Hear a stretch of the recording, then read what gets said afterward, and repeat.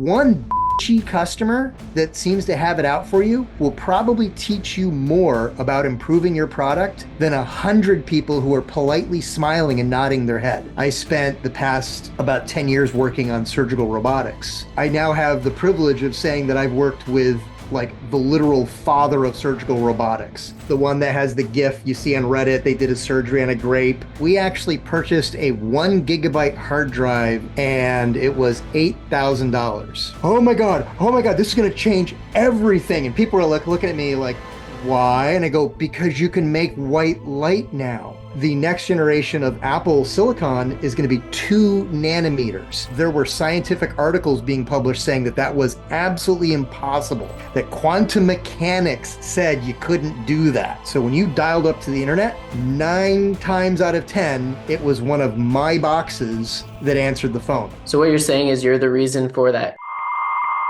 All the crazy dial-up noise. Don't have to have a big fancy intro. Be like, Dave, welcome. Welcome, Dave. Hey. And I saw you're in the DMV area. Yeah, I actually lived in Virginia, in Northern Virginia for about 25 years, moved to California, and then came back in 2019, just before the COVID lockdown. And but I'm here mainly because I spent the past 8 years working very closely with Johns Hopkins on a surgical robot. So they were, by moving here to Baltimore, they were in my back door. Oh, cool. Yeah. Relocated my wife's from here. And before our first child was born, we decided to come up here. So I've learned all about my counties living in Baltimore. You know, everyone loves their counties here because I tell them where I live and they're like, well, what county? And I'm like, okay. So like people identify with whichever county they live in this part of the country. It's like a whole different world. It's big in Northern Virginia as well. Like Fauquier County is out where like the horses and actually all the billionaires are. But the slogan for Fauquier County is the sun never shines in Fauquier County, because when it snows there, most of the roads are classified by the state as tertiary roads. So they don't get plowed. Okay. So they have more school closings than anybody else. I guess if you have a nice place to live and you don't mind being hunkered down for a little bit, then that's right. It's okay. Yep. But if you rely on Amazon to come to your house, then that could be an issue. It could be a little bit of a problem. Yeah. So, I mean, glad that you're here. I know you've taken an unconventional path to where you are, and it seems like you have been involved with the whole evolution that has led us to where we are today in terms of having basically little televisions in your pockets. I know. To probably when you started, in order to have the amount of storage that someone has in a phone would probably take up an entire floor, an entire building, an entire city block. It certainly would be expensive. We actually purchased a 1 gigabyte hard drive for our central Unix server in 1990, and it was $8,000 for a 5.5-inch hard drive, 1 gigabyte of storage. We called it /big because we were like, this drive is huge. And now it's just, I go to Costco and I'm like, oh, they only have 5 terabyte drives in stock. I'll wait. I don't want something that's small. Yeah. I mean, that's like the difference between Rhode Island and maybe like the whole country.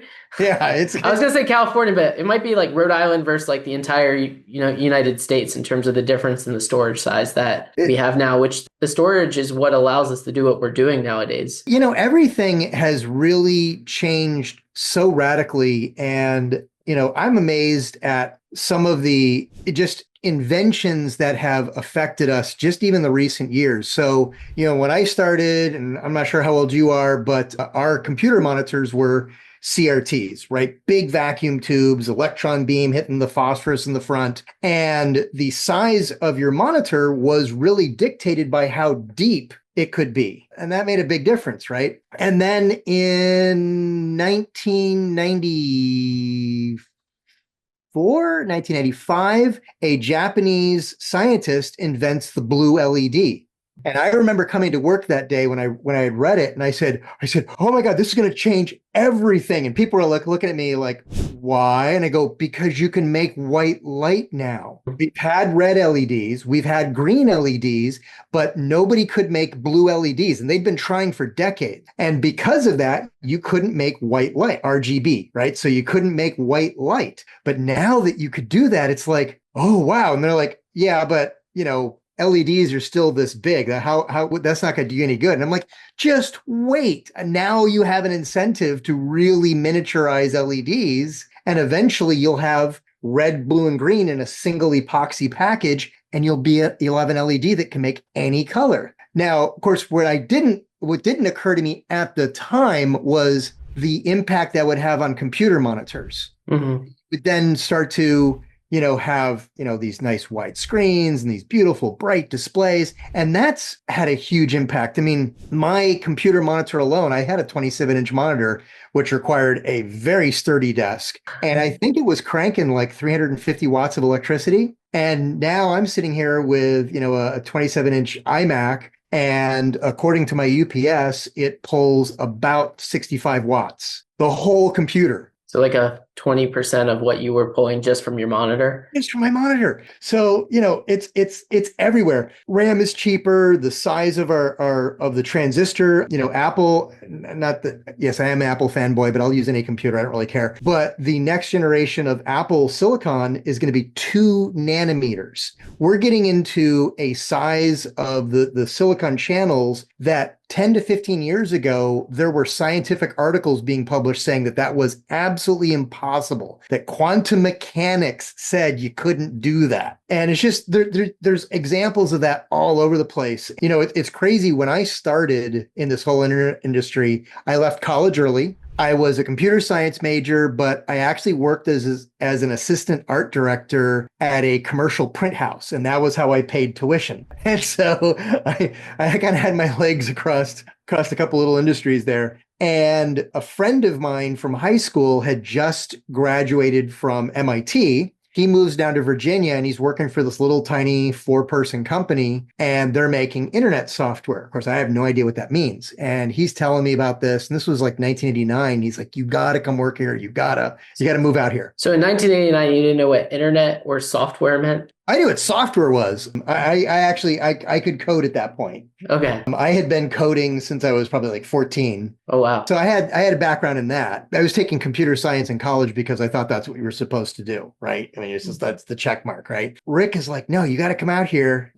You can do all kinds of different things, and that's kind of what we need because we're a startup." And the funny thing is I'd actually had 2 companies with that friend in high school, and I'd never heard the word startup before either. So like, oh, all right.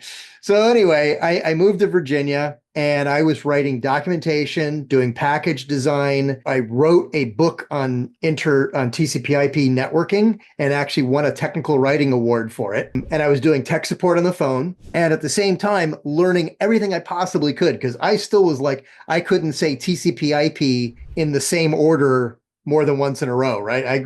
My acronyms, I had no idea what they were. Just everything was all confusing. 6 months later, I'm actually participating in internet standards committees. 2 years after that, I'm actually a technical chair for a protocol I co-invented at the International Telephony Union in the Netherlands. So a lot of it was just that can-do attitude, right? Anything can be learned. And in fact, as my career progressed at that point, I'm not a good coder. I'm just going to admit that. I'm just it's not my thing. But I understand the nerdy side and I understand how to talk to people. And so I ended up doing product management and engineering management. And that's been most of my career. Here I am with, tech support's working for me, engineering's working for me, like all these departments are reporting up to me now. And for tech support, it was kind of funny because at the time, the really early 90s, who were the college graduates that were the most likely to have access to the internet? English majors and history majors. The computer science majors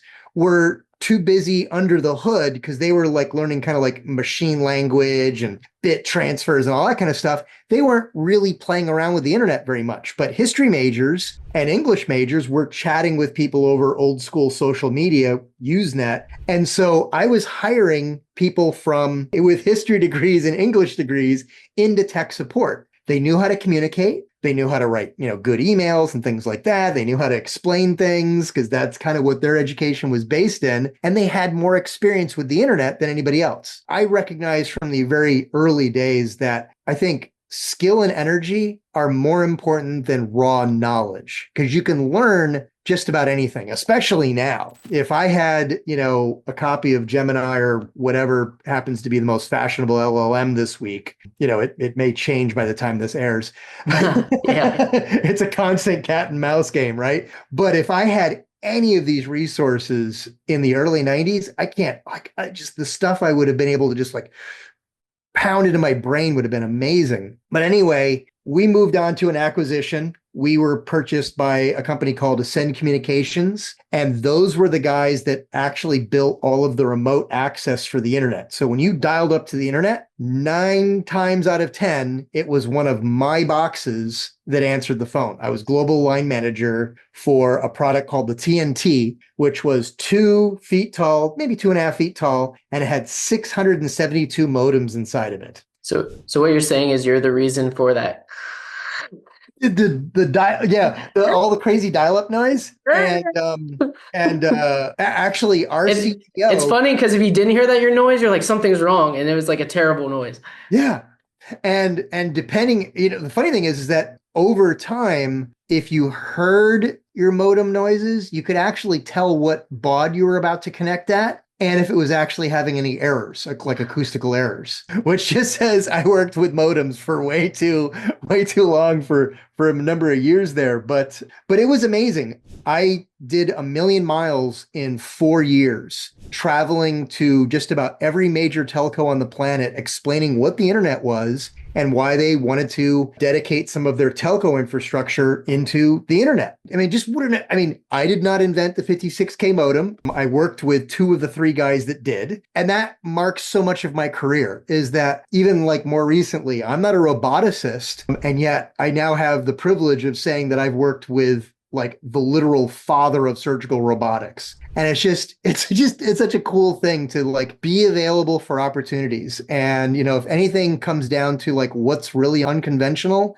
it's be ready to pivot and take those opportunities and treat the world as like kind of a big improv. I try to say yes at every moment. And I love to just jump into new opportunities. And I can continue on if you want. Oh yeah. I believe now, I think no one really has an excuse they can't do anything now. Because I took one computer science class in school, C++, and I was able to use Gemini and ChatGPT to develop a whole customized money personality game to give people based off their answers an output based on what their strengths, their weaknesses are, and then what they need to do in order to like improve. And I was able to do that in about a week. That is really cool. A year ago or a couple of years ago, I'd probably have to pay someone $5,000 to $10,000 to do that. Yep. So I just saved $10,000 and I created something. When you start creating something, now you're, doing good in the world. And when you do good in the world, then eventually, it hopefully comes. The goal is like, if you do good, it comes back. Yeah. Sometimes it usually takes a little longer than you expect. Everything takes longer than you expect. Sometimes you get taken advantage of, and I've had a couple of those situations. I follow the same philosophy. I feel like it's all about putting value out there. And when you need it, somehow things just come back to you. And I've really experienced that so many times in my life, and it's really incredible. But on vibe coding, I got to say my first time vibe coding, I felt a little dirty doing it. It's like cheating. The results blew my mind. There are limitations right now. You hit a token overrun and the thing just completely loses its brain. It's screwing up code at that point. But the thing is, there's ways around that. So you learn how to manage, token, and you write context notebooks, and you do really smart structured things, and you can build some really amazing code. And that's today. 2 years from now, you're going to be looking back going, man, that app sucked.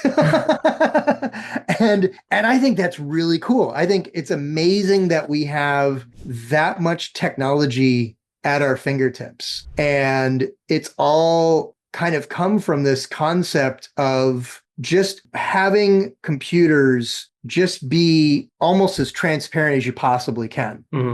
At Apple, they used to have this guy from Hewlett Packard, and he was kind of like the industry mentor. His name was Don Norman. He had an emeritus position at Apple, and so every time there was a worldwide developers conference, he would do a keynote speech, and he would just kind of do his soapbox about how his vision of computing was that eventually you stopped thinking about the things that you're interacting with as a computer. You didn't care, right? It didn't matter. You just interacted with the device and you got the answers you wanted. And, it's funny because, people walk around with these smartphones that are, multiple orders of magnitude at this point, more powerful than a Cray supercomputer from the 80s and 90s, these 6-foot tall liquid cooled monsters that were so expensive. You literally picked an upholstery swatch to have the benches on the outside, custom upholstery. Apple had a purple one and a paisley one. And now all that computing power and more is right here on your phone. And you don't really think of this as a computer per se. It's just your thing, right? You walk around with it. It's in your hand almost all the time. It's in your pocket. And when you need an answer to something or you need to talk to somebody, it's just there. It just does it. And that is kicked open so many doors of opportunity because it means you can connect to audiences. You can provide services through apps and different functions. And that's truly mind-blowing because these you brought it up at the very beginning. If you collectively took all of the resources that are inside of this phone here, this would have been hundreds of thousands of dollars, if not millions of dollars worth of equipment in the early 90s. And some of it literally could not have existed. This screen was impossible to manufacture until at least the early 2000s, and definitely not to this resolution. This resolution is sci-fi even 10 years ago. And that is hitting us in all kinds of different areas. Most recently, I spent the past about 10 years working on surgical robotics. The Da Vinci, some people have heard of it. It's the one that has the GIF you see on Reddit. They did a surgery on a grape. It's an incredible surgical robot for where it does surgery, right? And not to get too gory, but just to give you context in case you don't know, if you needed surgery, like say you've got like a problem with your colon, you need to have part of your colon removed, or you need a hysterectomy, or God forbid, a prostatectomy, any of those sound bad to me. The first and most obvious option for those surgeries is to just open you up, open surgery. Huge scars, you lose tons of blood. With a prostatectomy, you literally lose 8 units of blood, which is most of your blood, man. It's a lot of blood. And they scoop out those parts with very little precision. I've made some comments where I've used the word snow shovel, and I've had surgeons that I'm talking to nod their heads. They're like, yeah, pretty much.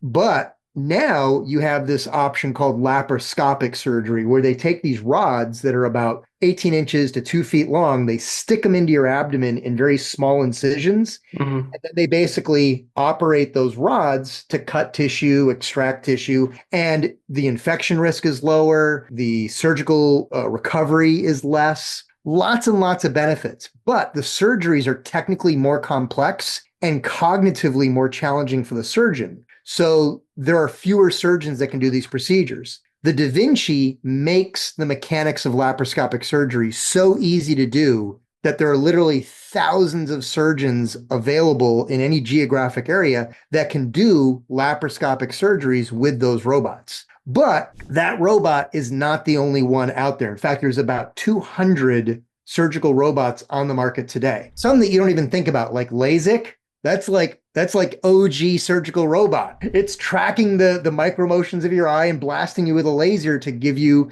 to improve your vision. That's like the first surgical robot, really. And then there's many, many more. But what's wild about it is the equipment and technology to make those mechanical devices 20, 30 years ago, insanely expensive. And now I can pop open catalogs and I can order robot parts. And if you want better precision, that's just a matter of gear ratios. This is all stuff that, freshman mechanical engineers are learning the basic concepts of, when they're 19, right? And this is stuff that people were earning PhDs for in their 20s.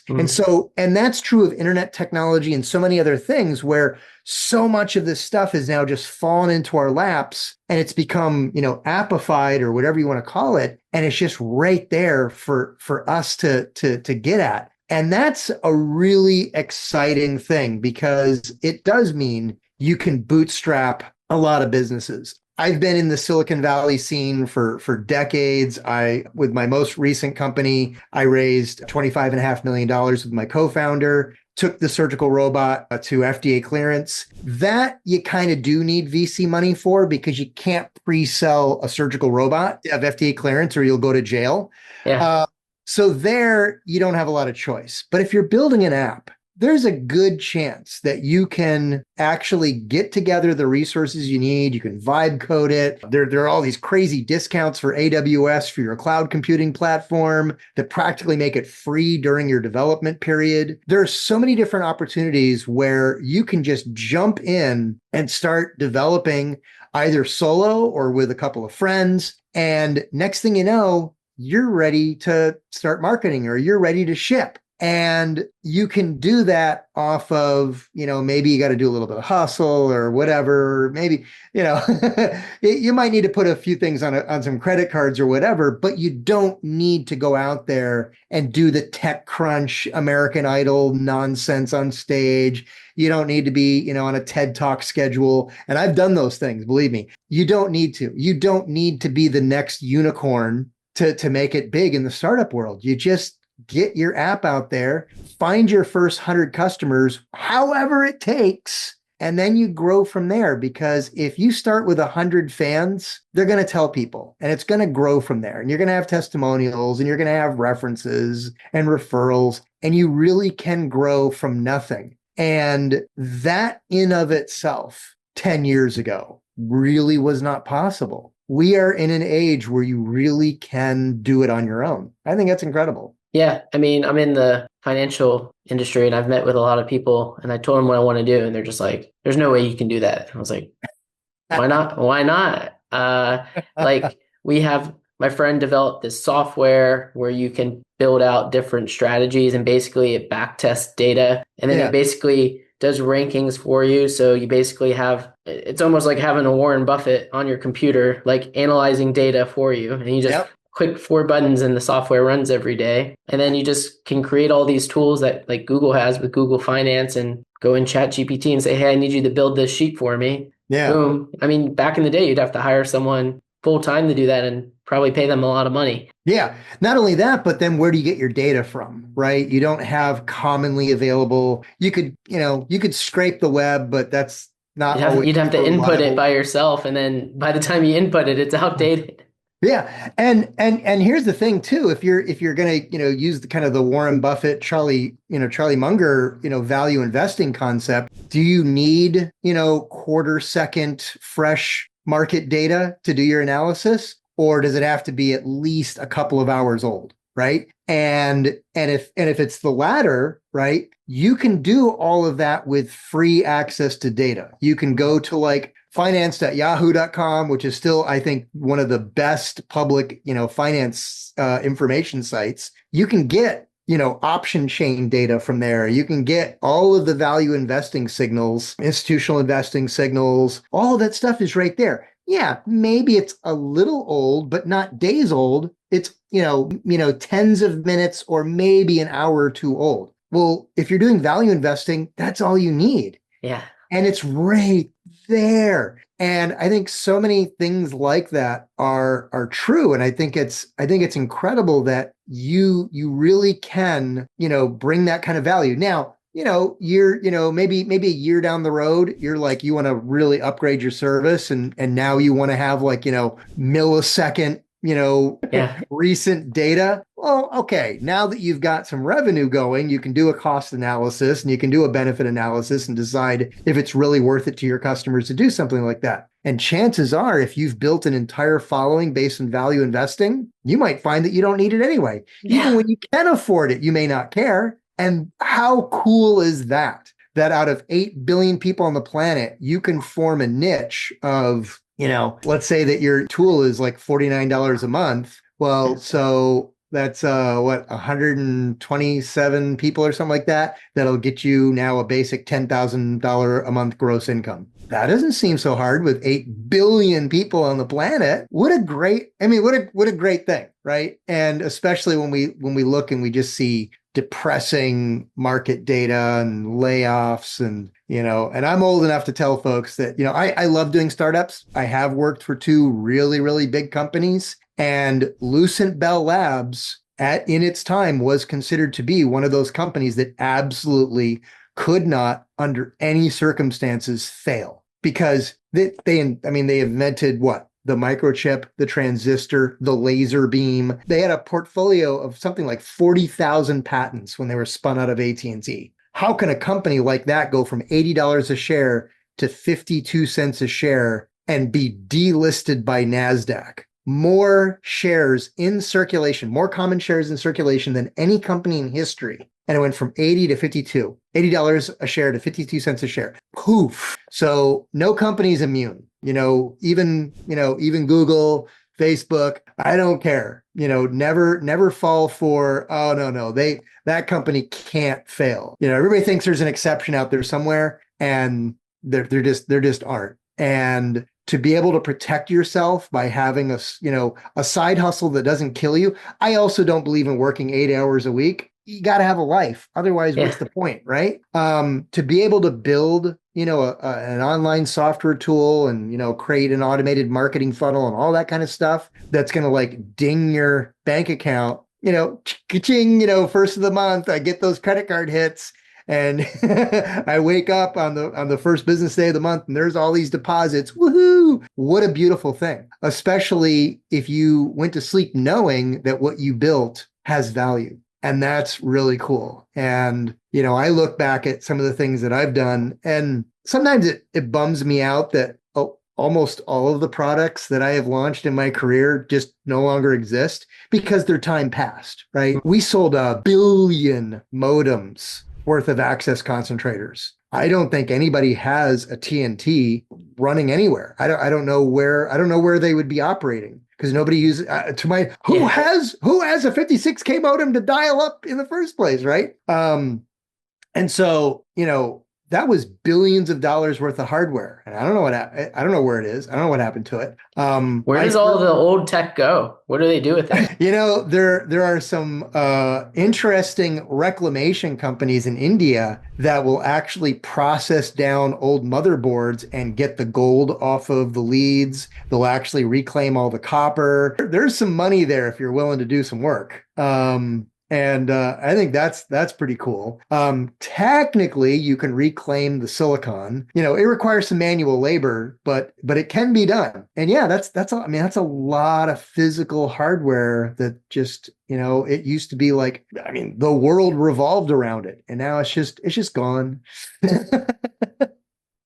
Yeah, because some of your notes I had, you wrote, founders are burning out, not breaking through, and why you don't need to brand yourself. And that's something like I'm working on right now is like doing podcast. I think we've done, this might be like episode 130 or near there. Nice. I just want to meet people because being in the financial industry, everyone's like, oh, you got to go on LinkedIn and, start messaging people. And I was doing it legitimately. Like sending notes, like reading their profile, and no one would answer, or they say, I already have a financial advisor. And I was like, okay, well, I guess a podcast would be a good way to get my voice out there and meet some cool people along the way. So and then people learn what you have going on. And, personal branding, I think, is interesting because, there are a lot of influencers out there that put on a big show, right? And they call that their brand. And my thing about that is I don't think many of those people are very authentic, especially like some of the recent streamers that have gotten caught, like because, they've got like this very carefully manicured facade and then something goes sideways and then you see the real person behind the curtains and you go,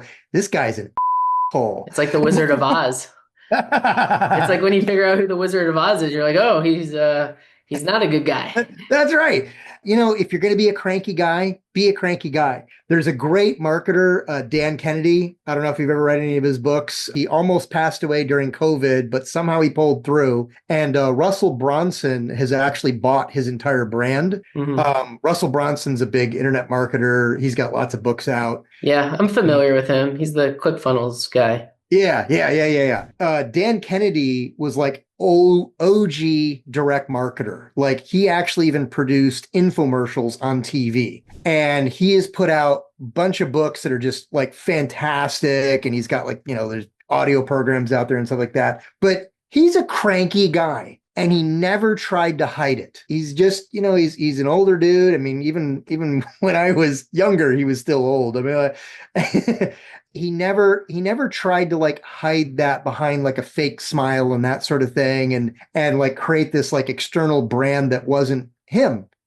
He's a straight shooting, no guy. And sometimes he comes off like just a cranky dude from Brooklyn. I think he's actually from Ohio, but he just kind of has that kind of stereotypical feel of like, I'm walking here, right? Yeah. I'm a New Yorker. But I think you build a better and longer lasting brand by just intentionally being who you are.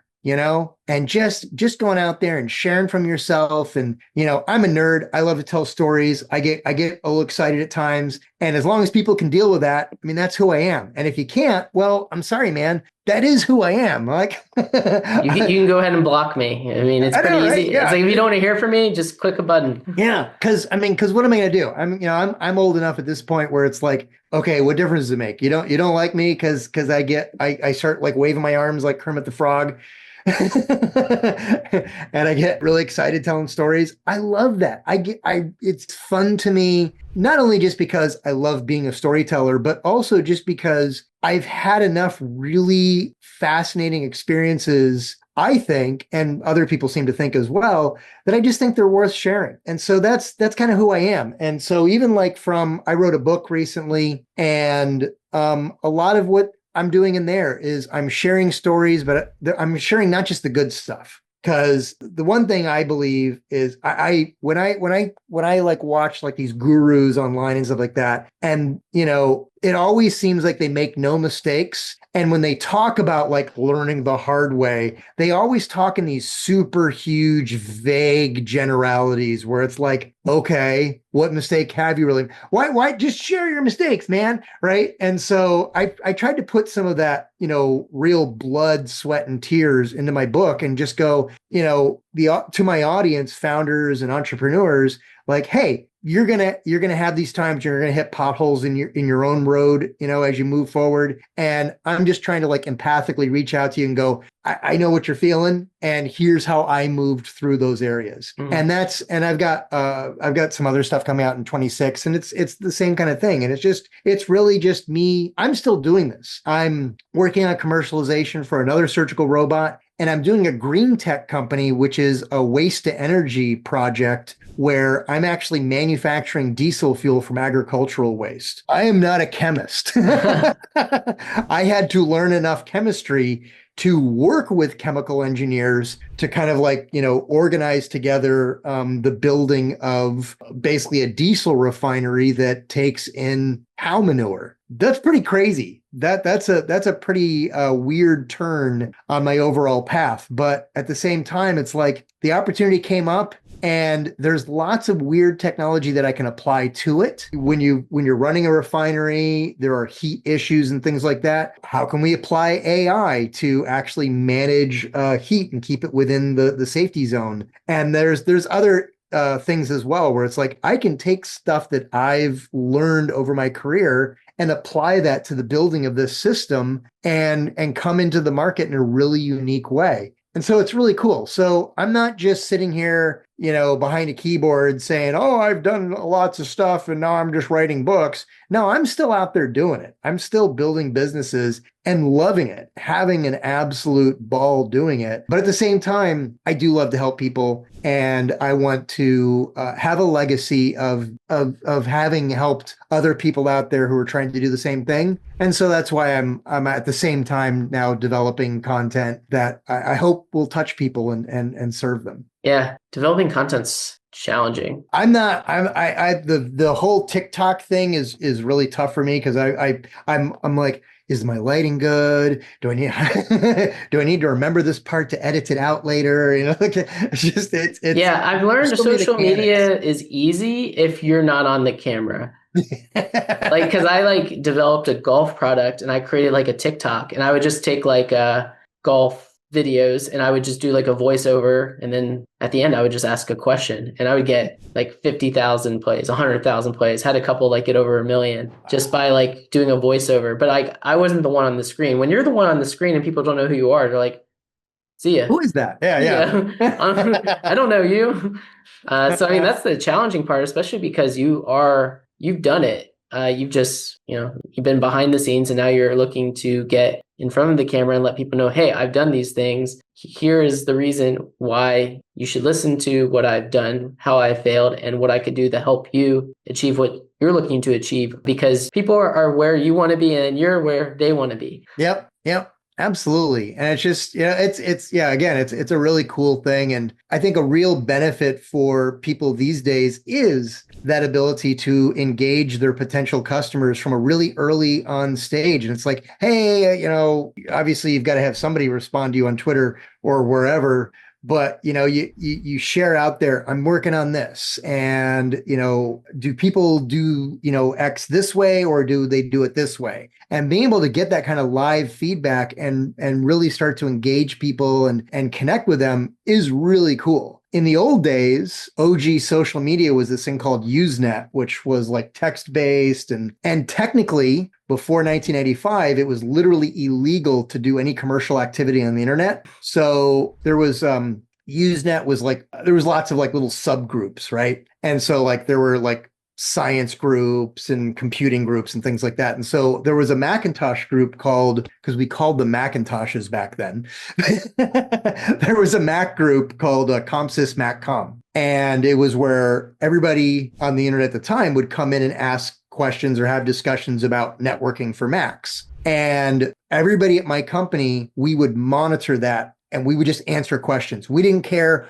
what product you were using, whose it was, hardware, software, operating system issue, didn't matter. We did our best to answer every single question. And we didn't have like commercial plugs in our signatures or anything like that. It was just, email address, company name. That was it. And after a few months of this, we started getting called, like our main customers were defense contractors and people who made like airplane parts and stuff like that. Mm. And they needed our software to connect Macs to the mainframes to do their work, right? So they would, these same people would be on those news groups, and they would see us constantly answering questions, and they would get curious. And there was no web at the time, so they would just pick up the phone and call us and go, "What do you guys do?" So, but we had already established trust with who we were, and they knew that Dave Saunders usually answered questions in a little bit of a snotty way. I've rubbed off some of I think I've polished off some of my rough edges from in my 20s. But I would occasionally be a little rude answering questions. I would answer the question, but sometimes I would do it in a little bit of a rude way, not like abuse, not like 4chan, rude, but just get a little snarky. But for some reason, some people really liked that. And they would start emailing me directly. Hey, Dave, I'm doing this, blah, blah, blah, blah, blah. And just, so I even had my own following back in those days of people who just responded to the way I communicated. It didn't bother them that I was, just occasionally just a little rough. And, there are people out there that like it. So no matter who you are, what your values are, I think there's an audience for everyone. And, so if we can, kind of dovetail back to the whole personal branding statement, my advice to everybody is just first do some inventory and purposefully think about who you are. Like, what are your values? What are the most important things to you? And then align what you do and how you communicate it to the outside world, align it to that. If family is the most important thing to you and you're spending 80 hours a week hustling it, you might need to reevaluate your approach, right? Because how much time can you spend on family if you're burning yourself out, both ends of the candle, right? Mm. And if you love just being out there amongst, random people, and man, there are people that love that sort of thing. I am not that level of extrovert, but there are people who just love that cocktail party culture. Well, then get out there and do that. Build something around your business that just constantly puts you in front of people. But then once you've got your product out there, I'd say one of the most important things that you can do is if you've got haters, especially if they're customers and they're haters, call them or IM them or whatever, but talk to them directly. Don't run from the haters, because especially if they're a customer, they probably became a customer because they thought that you were doing something that they wanted. And then somehow you screwed up that trust, and now they're kind of like coming at you, right? Well, so figure it out, because one bitchy customer that seems to have it out for you will probably teach you more about improving your product than 100 people who are politely smiling and nodding their head. Yeah.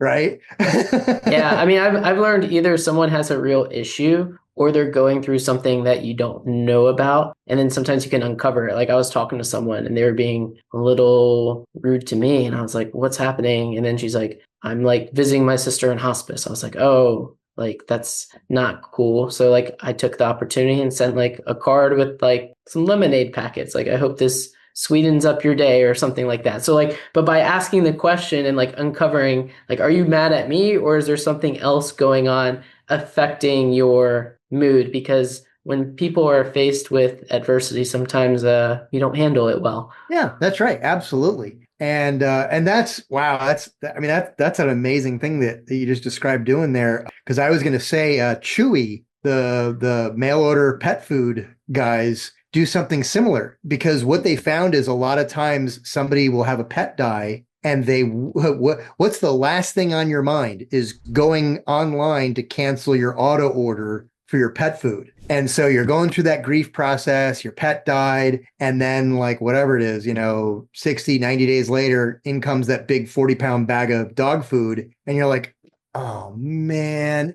And so you call them and no hassle whatsoever. They'll be like, don't send it back. We've canceled your auto order. We've refunded the money.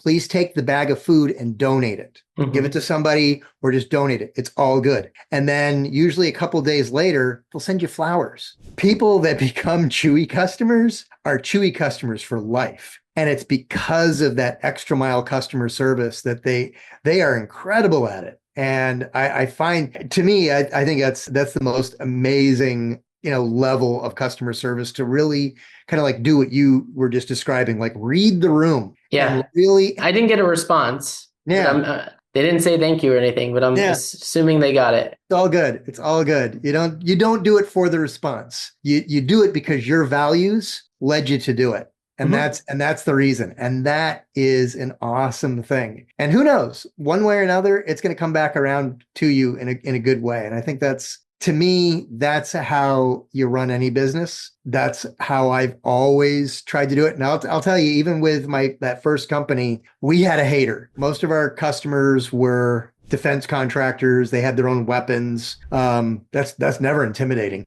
We had this one guy in San Francisco who was a sound engineer. And I never really understood exactly why he used our software. Like he had some pretty high-end equipment that he needed to use our equipment he needed to use our software to use whatever it was that he was doing. But he was a sound engineer and we thought he hated us. Man, he was 4chan mean to my people on the phone.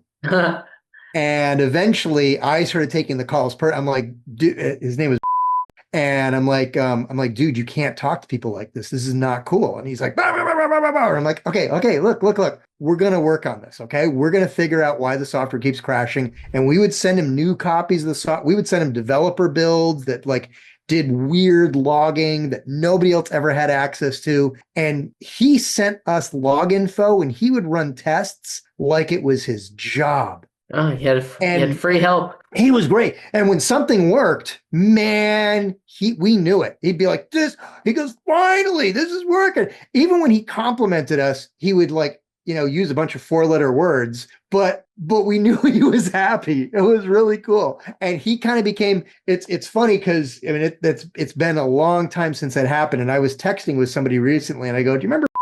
And they're like, oh yeah. And they knew his last name too. And they're like, have you like Googled him? Is he like still around? I mean, because a lot of these people were older than we were at the time. So every once in a while we'll Google just to see if like these people are still, with us and stuff like that. And it's funny to see who's like kind of, retired and now they're on Twitter and all they do is post pictures of like they're out fishing and skiing and stuff like that. And it's just like, yeah, I remember when that guy was just effing. Look at that. He's a good skier. I never knew he skied. It's just, they're all people. Everybody out there, they've got their own background. They've got their own stuff going on. You touch them the way you can. Hopefully something good comes back to you. Yeah. Well, it was fun. The book is called Founders Who Finish. Is that the Founders title? Who Finish. Little purple book here. Probably too fuzzy. Hard to see. It's okay. We'll put a link in the comments and it's great to have you on, Dave. Sounds like you've done it all. Thank you. Hey, it was good talking to you. All right. Bye, everyone. We'll see you next time.